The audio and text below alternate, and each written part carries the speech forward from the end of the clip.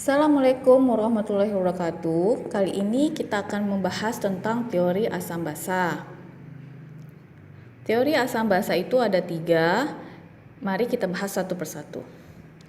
Teori yang pertama adalah teori Arrhenius.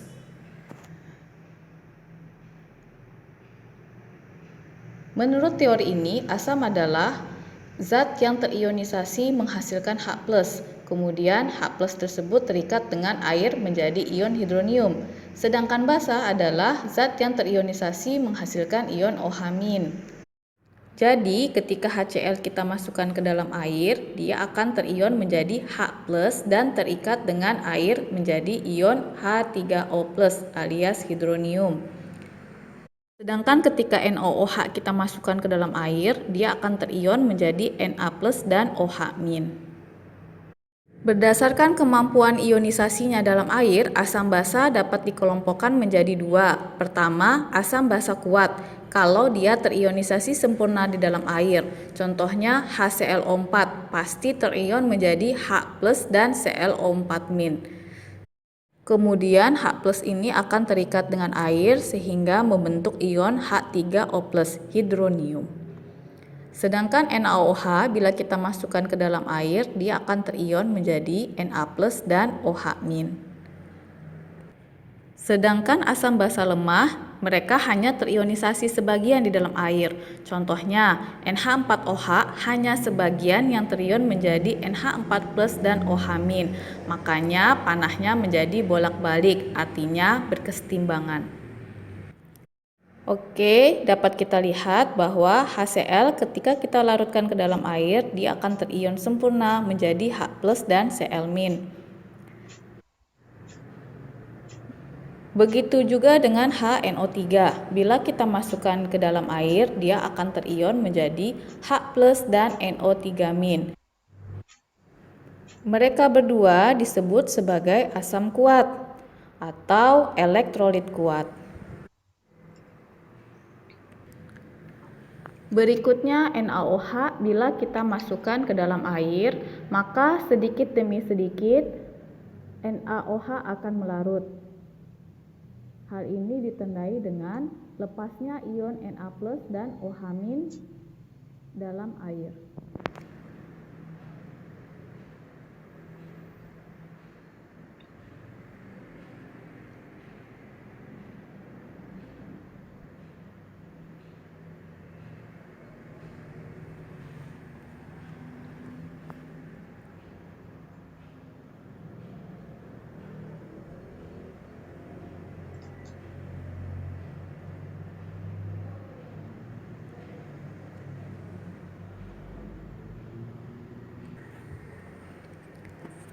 Sedangkan untuk gas amoniak, ketika kita larutkan ke dalam air, maka hanya sedikit amoniak yang berikatan dengan air membentuk NH4+ dan OH-.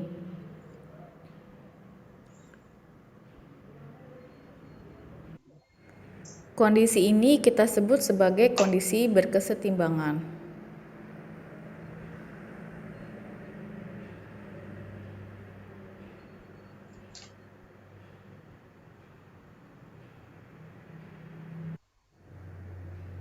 Oke, selanjutnya kita kerjakan soal pelatihan.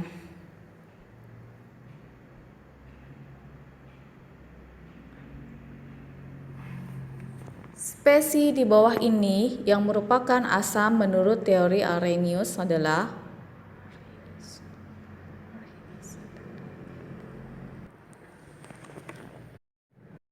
Menurut teori Arrhenius, asam itu adalah zat yang bisa menghasilkan ion H+ bila kita larutkan ke dalam air. Maka dari antara 5 opsi itu yang bisa menghasilkan ion A+ adalah HCOOH. Ketika dilarutkan ke dalam air akan berkesetimbangan membentuk HCOO- dan H+.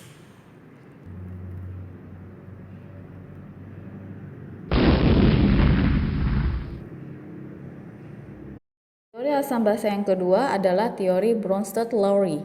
Asam adalah donor atau pemberi proton, sedangkan basa adalah akseptor atau penerima proton. NH3 ditambah H2O, maka H2O akan memberikan proton kepada NH3 menjadi NH4+. H2O sebagai asam, NH3 sebagai basa. Lalu di kanan, NH4+ mendonorkan proton kepada OH- menjadi NH3, maka NH4+ sebagai asam, OH- sebagai basa. Reaksi berikutnya, HCl mendonorkan H+ kepada H2O, jadi HCl asam, H2O basa.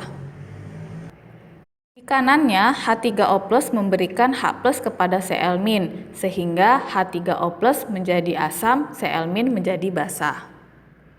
Dari dua reaksi tersebut, air bisa sebagai asam sekaligus sebagai basa, maka air bersifat amfoter atau amfiprotik. Jadi, khusus dalam pelarut air dapat disusun kekuatan deret asam basa konjugasinya.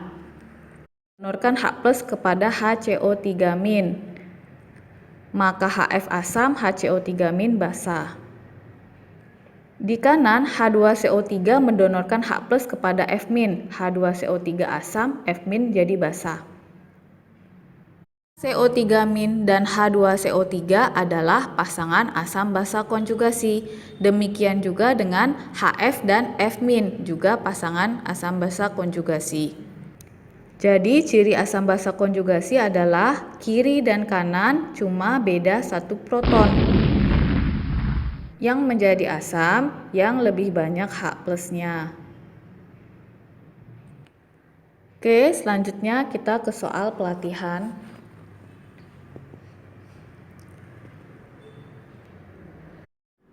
Diberikan reaksi CH3COOH ditambah HNO2 berkesetimbangan dengan CH3COOH2+ plus NO3-. Spesies yang merupakan pasangan asam basa konjugasi adalah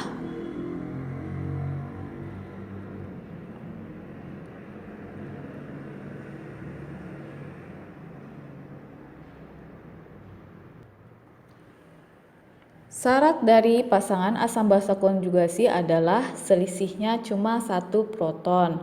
Berarti CH3COOH miripnya dengan CH3COOH2+. Selisih mereka cuma satu proton. Sedangkan HNO2 mirip dengan NO2-. Selisih mereka juga cuma satu proton. Berarti yang jadi pasangan adalah soal berikutnya.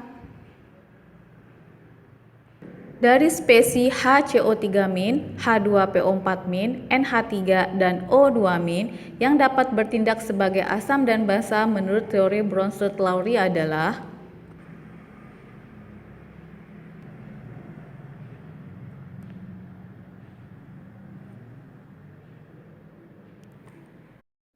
yang dapat bertindak sebagai asam sekaligus basa adalah yang dapat mendonorkan proton sekaligus dapat menerima proton. Yang dapat mendonorkan proton berarti harus mempunyai proton. Yang mempunyai proton dari keempat opsi adalah nomor 1, 2, dan 3. Selanjutnya bisa kita lihat kesimpulan dari dua buah teori tersebut, teori Arrhenius dan teori Bronsted-Lowry.